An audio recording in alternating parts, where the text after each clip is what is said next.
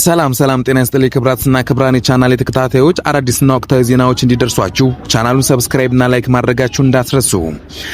ወደ ዜናው ሳልፍ ዛሬ በመላው ዓለም መገናኛ ብዙሃን መነጋገሪያ የሆነው አንድ ትልቅ ዜና ይዘንላችሁ ቀርበናል። የአሜሪካው ፕሬዝዳንት ዶናልድ ትራምፕ የቬንዙዌላን ታዋቂ ተቃዋሚ መሪ ማሪያ ኮሪና ማቹዳን በዋይት ሃውስ ተቀብለዋል። በዚህ ስብሰባ ላይ ያልተጠበቀ ክስተት ተከስቷል። ማቹዳ ለፕሬዝዳንት ትራምፕ የኖቤል ሜዳሊያ በስጦታ አበርክተውላቸዋል። ይስጡታ ለትራምፕ ምን ትርጉም አለው? የቬንዙዌላስ ምን አዲስ ነገር ይፈጠር ይሆን? ዝርዝሩን አሁን እናያለን። የስብሰባው ዝርዝርና የሜዳሊያው ሚስጥር ሮይተርስ እንደዘገበው ዶናልድ ትራምፕ ከማሪያ ማቹዳ ጋር ባደረጉት ቆይታ በቬንዙዌላ ስላለው ዲሞክራሲና የህዝብ ሰብአዊ መብት ረገጣ በሰፊው ተወያይተዋል።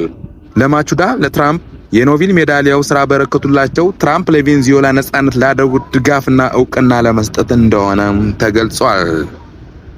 ትራምፕ በበኩላቸው ሽልማቱ በደስታ የተቀበሉ ሲሆን በቬንዙዌላ ያለው አምባገነን ስርዓት እንዲያበቃ የአሜሪካ ድጋፏን እንደምትቀጥል አረጋግጠዋል። የማዱሮ መንግስት ስጋትና የአሜሪካ አቋም ይህንን ግንኙነት በካራካስ ለሚገኘው የኒኮላስ ማዱሮ መንግስት ትልቅ ራስ ምታትም ሆኗል። ትራምፕ ከዚህ ቀደም ማዱሮን መንግስት ሲያወድሱ ቢቆዩም አሁን ግን ከተቃዋሚ መሪ ጋር በመወገናቸው የቬንዙዌላ ፖለቲካ አዲስ አቅጣጫ መያዙን ያሳያል።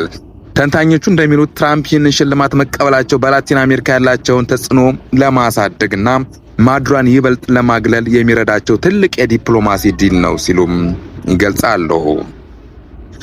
አድማጮቻችን፣ ትራምፕ የኖቤል ሜዳሊያው መቀበላቸው በቬንዙዌላ ለውጥ ያመጣል ብላችሁ ታስባላችሁ ወይስ የፖለቲካ ፍጆታ ብቻ የተደረገ ክስተት ነው? የእናንተን አስተያየት በኮሜንት መስጫው ላይ ጻፉልኝ።